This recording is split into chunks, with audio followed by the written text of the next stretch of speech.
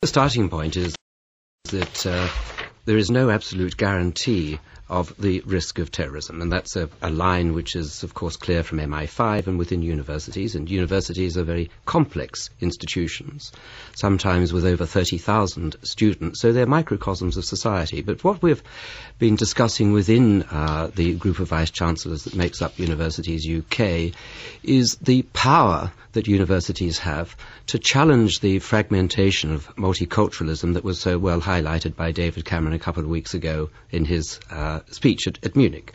In other words, universities have fundamental values which are about freedom, about academic freedom, about freedom of speech, and about challenge, debate, protest.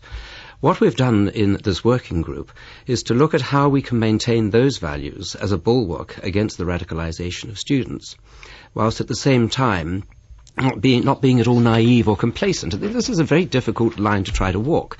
We've had extensive discussions with the police, with the specialist police, the counter-terrorism branch, and of course also with MI5, to try and see where universities sit within wider society and how we can better communicate issues about potentially aberrant behaviour among students and a stronger link in with the police. Now, in the case of Umar Farouk Abdul Muttalib, who was at UCL, there was an independent inquiry set up by UCL to see whether the radicalisation had happened at university, and it found no evidence. But prior to that, there had been a tremendous amount of criticism of UCL, saying, Douglas Murray, the Centre for Social Cohesion, said UCL has not just failed to prevent students being radicalised, they have been complicit. And the particular reason he gave is if any other society at UCL invited someone to speak who encouraged killing homosexuals, that society would be banned immediately. But academics are afraid of taking action when it involves Islamic societies in case they're accused of Islamophobia.